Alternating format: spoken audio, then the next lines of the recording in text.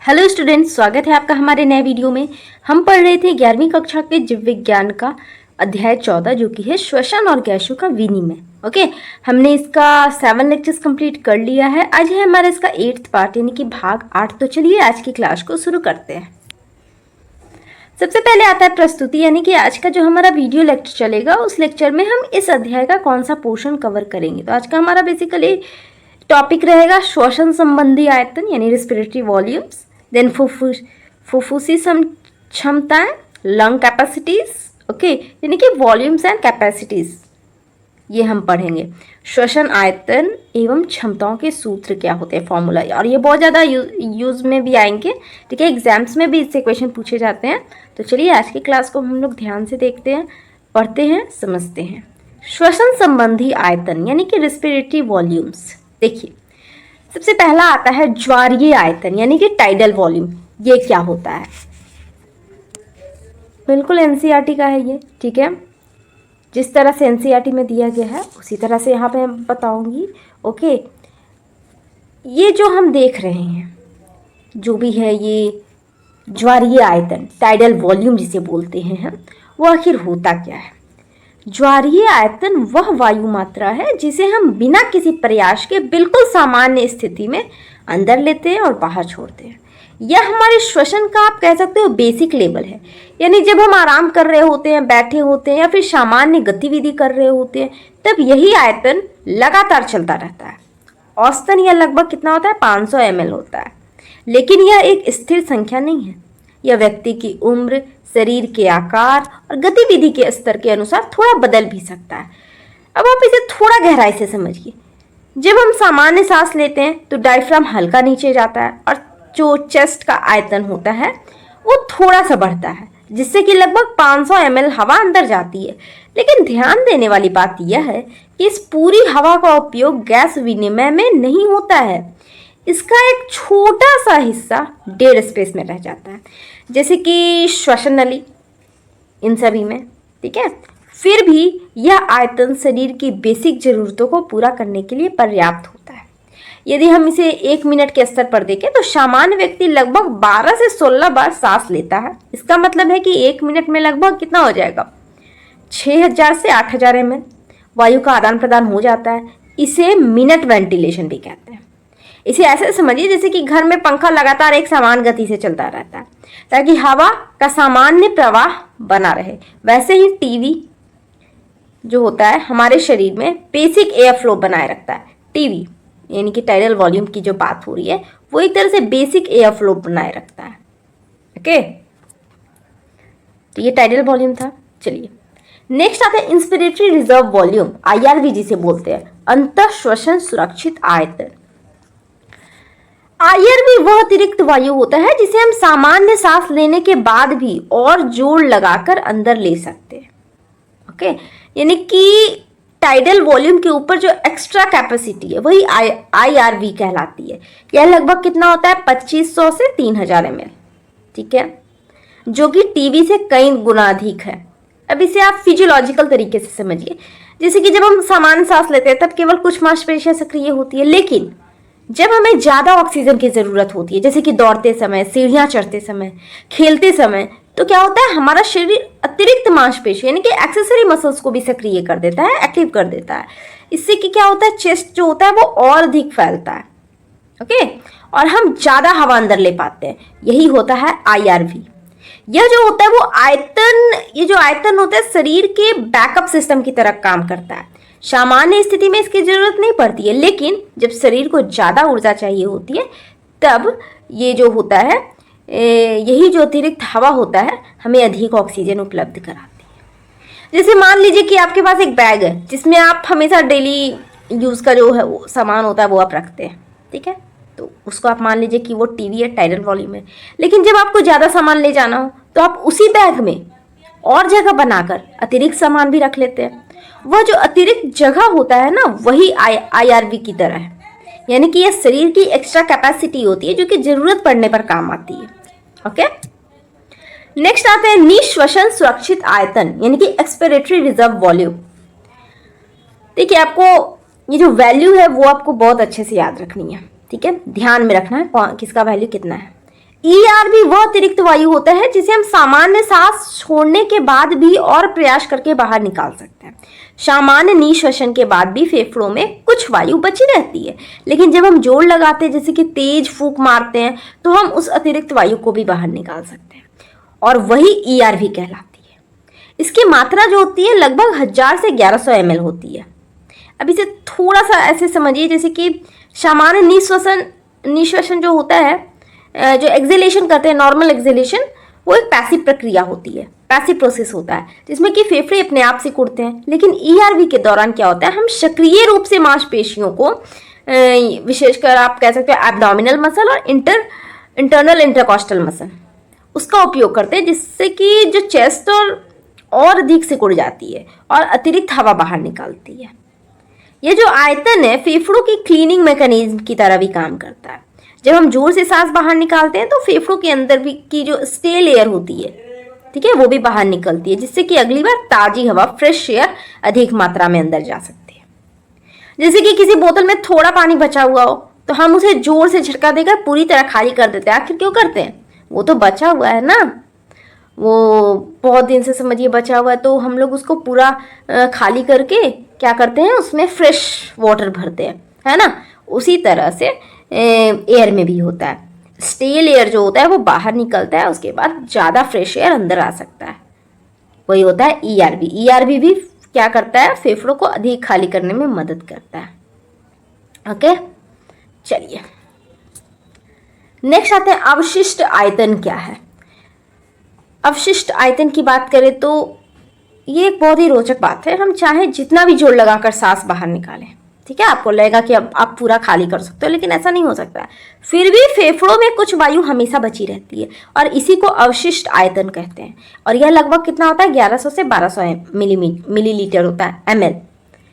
और यह वायु पूरी तरह बाहर नहीं निकलती है, हमेशा फेफड़ों में बनी रहती है। और ये जो अवशिष्ट वायु जो होती है वो बहुत ज़्यादा महत्वपूर्ण होती है, क्योंकि ये फेफड़ों को पूरी तरह से कुड़ने यानी कि कोलैप्स होने से बचाती है, और गैसों का आदान प्रदान जो होता है वो लगातार बना रहता है, ठीक है। तो आप यहाँ पे समझ सकते हो कि कितना ये इम्पॉर्टेंट है ना, रेसिडुअल वॉल्यूम। तो यही है, जैसे कि अवशिष्ट आयतन जो होता है ना, आप इसमें से ये समझ सकते हो कि आप कभी भी कितना भी कर लो तो पूरे तरह से खाली नहीं होगा, उसमें कुछ ना कुछ हवा रहेगा, फेफड़ों में कुछ ना कुछ रहेगा, है ना। जैसे कि गुब्बारे में थोड़ी हवा हमेशा बनी रहती है ताकि वह अपनी आकृति बनाए रख सके, है ना। तो बिल्कुल वैसे ही है। चलिए अब आते हैं फुफ्फुसीय क्षमताएं, लंग कैपेसिटीज। देखिए सबसे पहला इंस्पिरेटरी कैपेसिटी क्या होता है, IC, अंतर श्वसन क्षमता। अंतर श्वसन क्षमता यानी कि IC उस अधिकतम वायु को दर्शाती है जिसे हम एक सामान्य निःश्वसन यानी नॉर्मल एक्सहेलेशन के बाद पूरी ताकत से अंदर ले सकते हैं। इसका मतलब है कि जब हम समान रूप से सांस छोड़ते हैं उसके बाद भी हमारे फेफड़ों में इतनी क्षमता बची रहती है कि हम और बहुत ज़्यादा हवा अंदर ले सकते हैं, और यही अतिरिक्त और सामान्य मिलकर IC बनाते हैं। इसलिए IC का फॉर्मूला क्या होता है, IC इक्वल टू क्या होता है, TV tidal volume plus IRV होता है। जैसे कि जब हम सामान्य सांस छोड़ते हैं तब फेफड़े पूरी तरह खाली नहीं होते हैं, उस समय से लेकर अधिकतम फैलाव यानी मैक्सिमम एक्सपेंशन तक जो पूरा अंतर होता है वही IC होता है।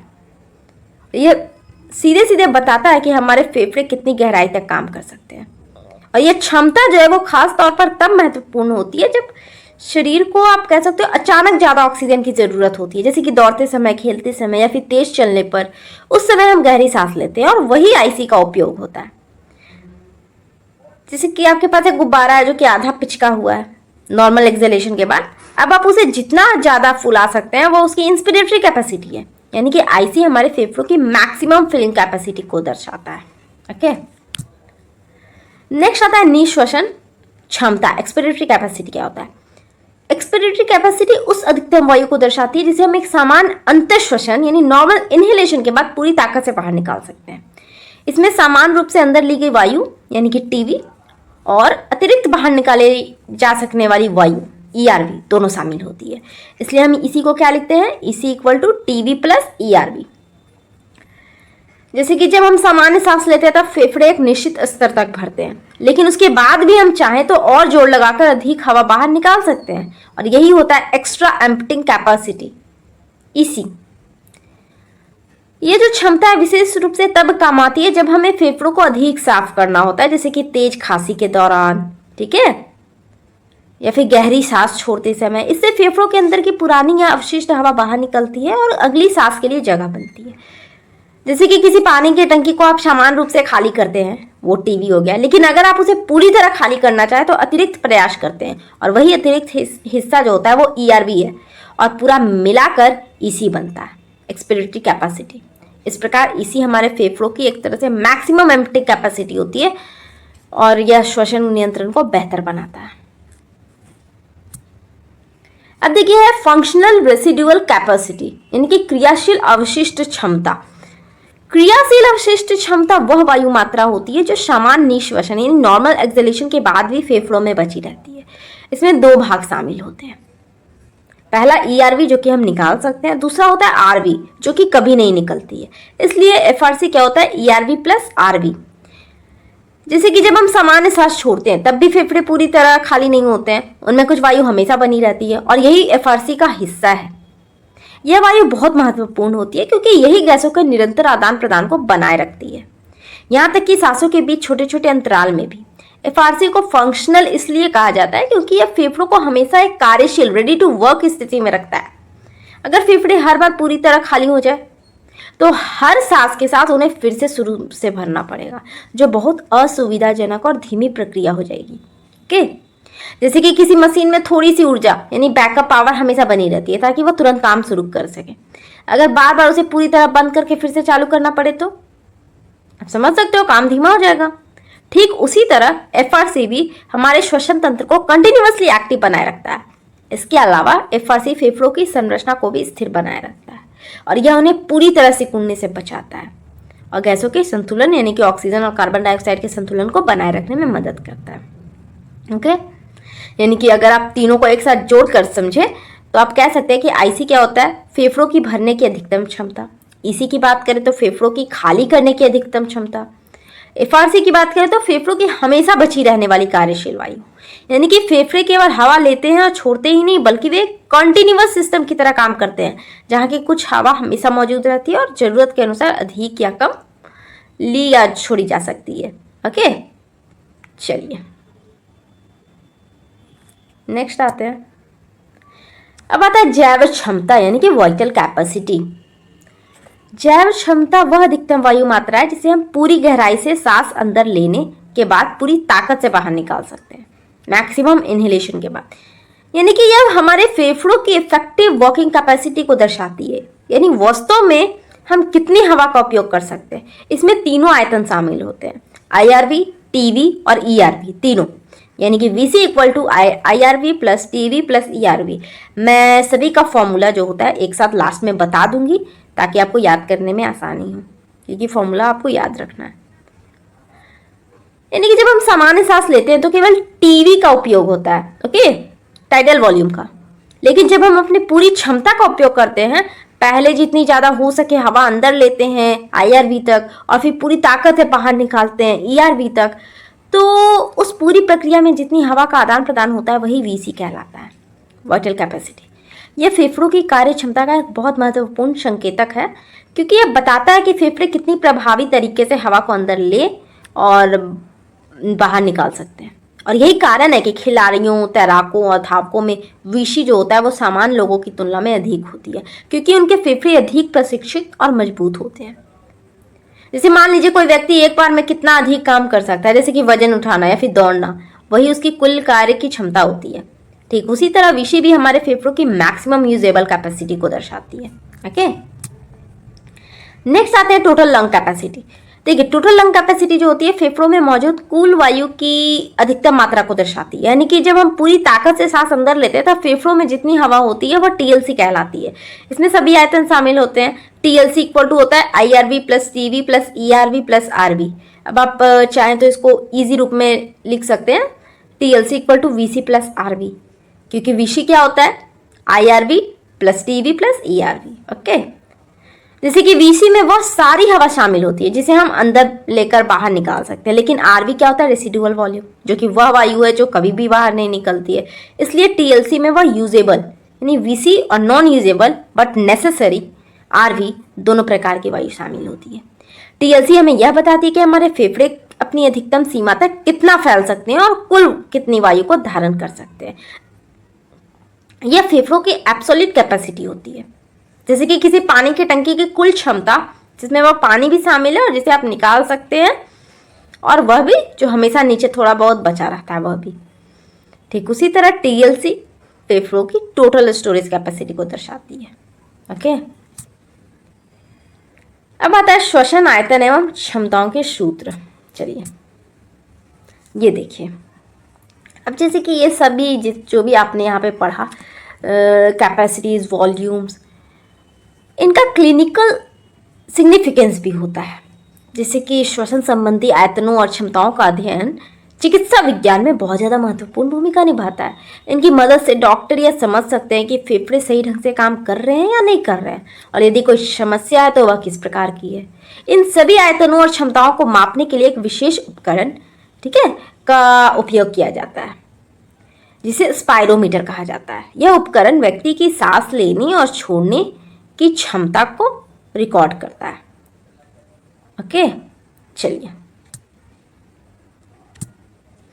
ये रहा आपका श्वसन संबंधी आयतन। ठीक है, टीवी यानी कि टाइडल वॉल्यूम, ये होता है प्रति श्वास अंदर या फिर बाहर ली गई है जो वायु होती है वो होती है टाइडल वॉल्यूम, जो कि 500 ml होता है।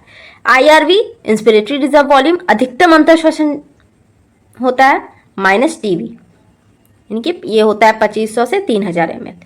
ईआरवी की बात करें तो ये अधिकतम निश्वसन माइनस टीवी 1000 से 1100 ml होता है।